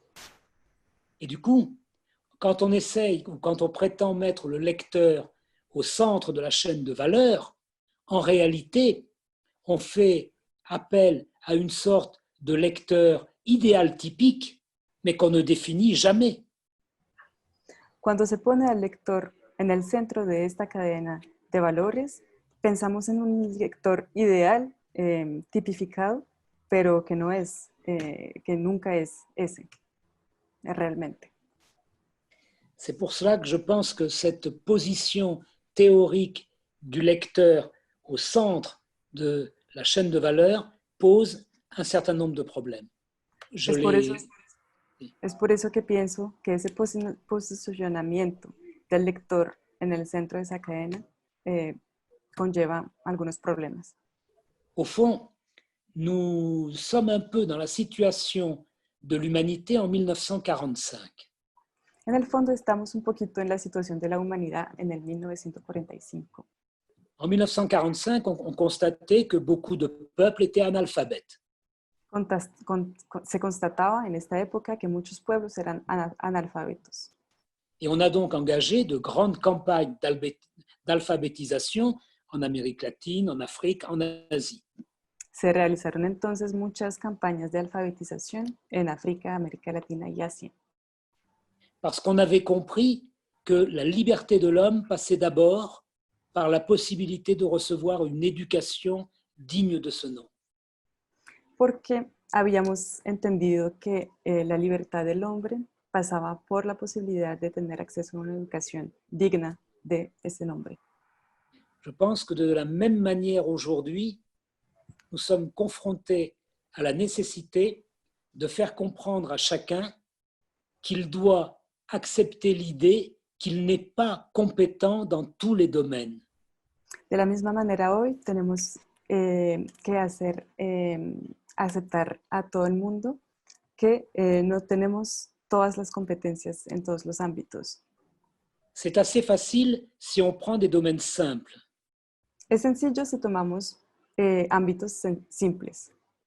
Si mon automobile tombe en panne, comme je suis ignare en mécanique, je vais demander à l'expert, le garagiste, de me dire pourquoi il y a une panne et de la réparer.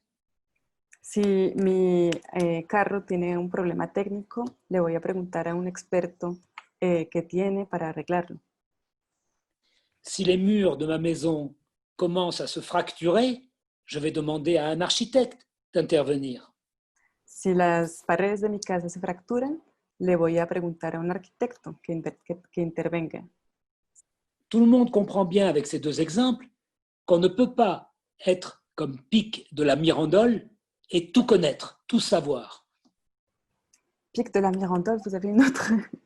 Pic de la Mirandole, c'était son nom, c'était un humaniste italien qui prétendait tout connaître.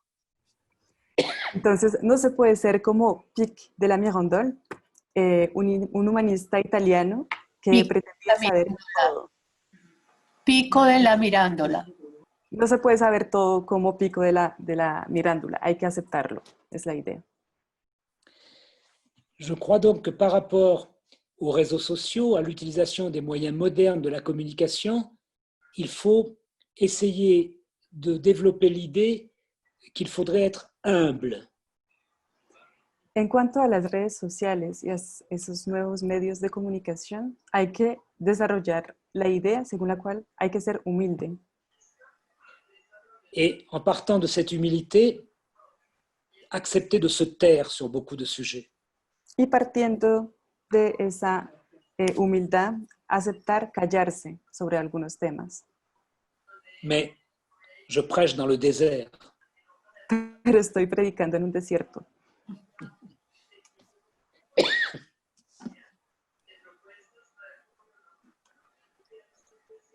Autre question? Y Janix, tenemos varias preguntas. Hay una muy concreta sobre las librerías de nicho específico, cuándo aparecieron y cuál ha sido su papel frente a las librerías generales. Juan David, ¿tú sabes si librería de nicho se traduce por librairie de créneau? Puede ser No, o especializada. Entonces, ¿puedes repetir? Sí, Perdón. Perdón. La pregunta es de Edgar Orlando. ¿Sí? ¿Cómo funcionan las librerías de nicho? ¿Cuándo han aparecido? Y si perderán, ¿no?, frente a las librerías generales. Supongo que en este contexto o en cualquier otro, Edgar Orlando. Alors, c'est une question très concrète. Il s'agit de savoir si les librairies de créneaux, les librairies spécialisées, vont perdre par rapport à d'autres secteurs. ¿Eso es, Juan David? Oui, j'ai bien compris, effectivement. Non, je pense que les librairies de niche ou de créneaux sont une réponse appropriée aux besoins des lecteurs, mais à une condition, que les libraires comprennent bien que les goûts des lecteurs évoluent, se transforment. Et donc, il faut être capable de passer d'une niche ou d'un créneau à une autre niche ou à un autre créneau 3 ans, 5 ans ou 10 ans plus tard. Entonces sí, yo creo que este cambio es una buena respuesta a las demandas, a los deseos de los lectores, pero los libreros tienen que entender que esos gustos pueden evolucionar de entre 3 a 5 años. Se debe saber pasar de un nicho a otro. Par exemple, la librairie de bande dessinée ou la librairie de manga ont encore aujourd'hui rencontrent les faveurs du public. Mais peut-être, demain, cet engouement disparaîtra. Por ejemplo, hoy en día los cómicos o los libros de mangas son todavía muy preciados por el público, pero es posible que mañana este gusto desaparece o disminuye. Au fond, le métier de libraire est un métier très difficile parce que c'est une profession qui doit se renouveler peut-être 4 ou 5 fois pendant les 30 ou 40 années d'exercice de la profesión par le même individu. En el fondo, la profesión de librero es muy difícil porque un librero se tiene que renovar su profesión 4 o 5 años a lo largo de su carrera. Et comme je 4 o 5 veces a lo largo de su carrera. Et comme je l'ai expliqué dans ma conclusion, il y a des librairies très différentes. Les librairies des beaux quartiers sont des librairies avec des livres reliés, des livres d'art, des livres qui coûtent cher. Alors que les librairies du Cordel au Brésil, ça coûte quelques centimes. Como lo decía al principio, hay muchos tipos de librerías muy diferentes. Por ejemplo, en los barrios ricos hay libros muy costosos, mientras en los barrios populares hay libros de cordeles de bajo costo. Je ne sais pas si j'ai bien conclu. Oui. Oui. Donc, je pense qu'en effet, il ne faut pas dire que les librairies de niche vont vite disparaître, ce qui voudrait dire que seules les librairies généralistes auraient une espérance de vie. Non, je ne crois pas. Il y a une espérance de vie pour certaines librairies généralistes et certaines librairies de niche. Mais une niche, ça ne peut pas être une position qui dure une vie entière. Ça n'existera pas. Eso no quiere decir que pienso que los libros de nicho van a desaparecer y que los libreros generalistas van a tener más poder. Son diferentes ámbitos.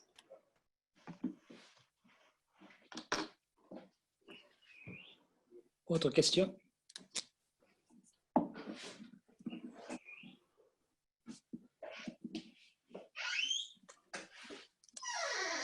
Perdón, voy a fusionar dos preguntas que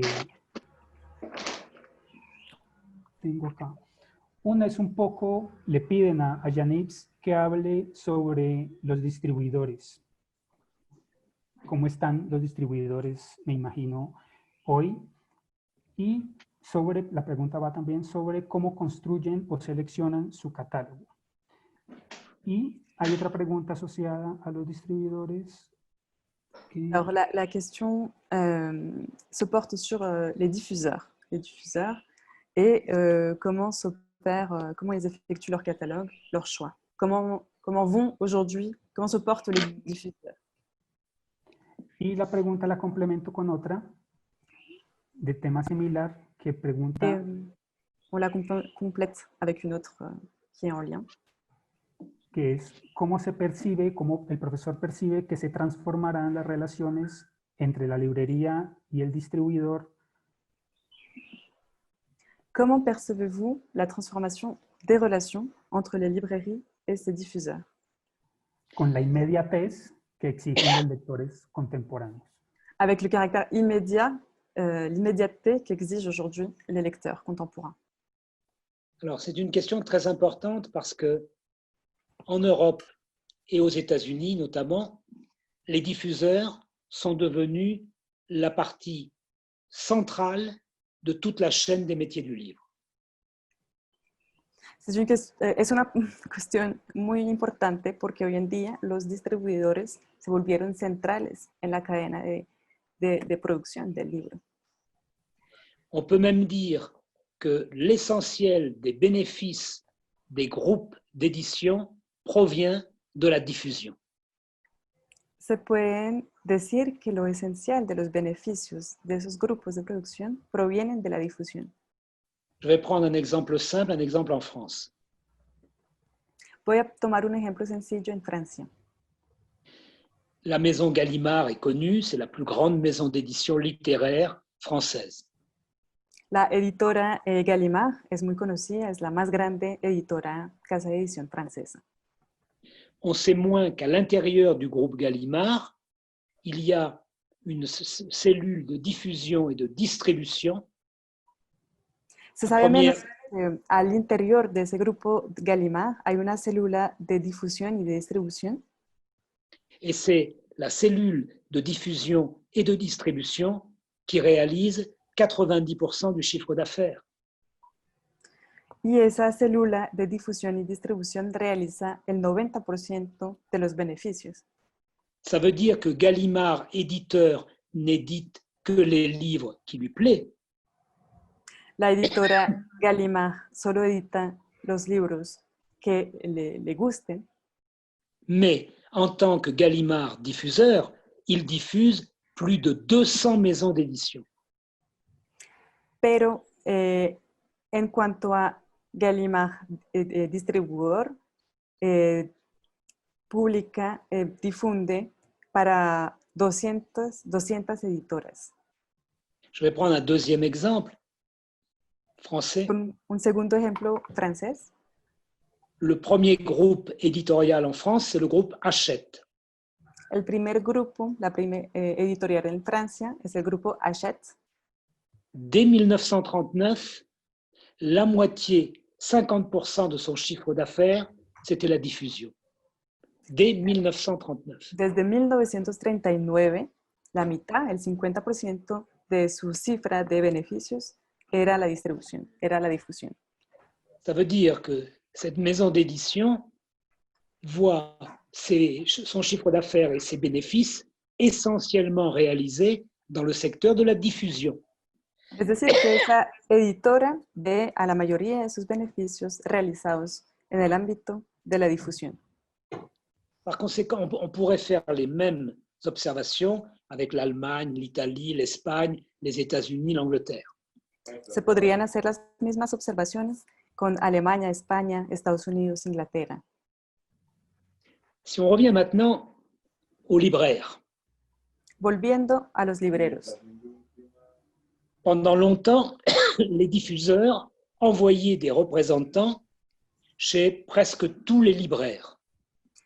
Durante mucho tiempo, los distribuidores enviaban a representantes a ver dónde todos los libreros. Ils leur annonçaient à l'avance la publication des livres à venir et ils prenaient ce qu'on appelle les précommandes. Les anunciaban la publicación de los libros que venían por venir y tomaban los prepedidos. Mais aujourd'hui, la plupart des libraires ne voient jamais de représentants. Pero hoy en día, la mayoría de los libreros nunca ven a los representantes. Seules les librairies qui réalisent un chiffre d'affaires important reçoivent plusieurs fois dans l'année la visite des représentants des diffuseurs. Solo las librerías que tienen un beneficio, una cifra de producción importante, ven una vez al año a esos representantes. Pour les autres librairies, ils doivent effectuer leurs commandes directement sans avoir pu discuter avec les représentants du contenu des livres. Las otras librerías tienen que hacer pedidos a distancia sin nunca haber podido intercambiar con los representantes de las editoras. La diffusion a donc tendance à écraser la librairie. La distribución tiende entonces a aplastar, a acabar con la librería.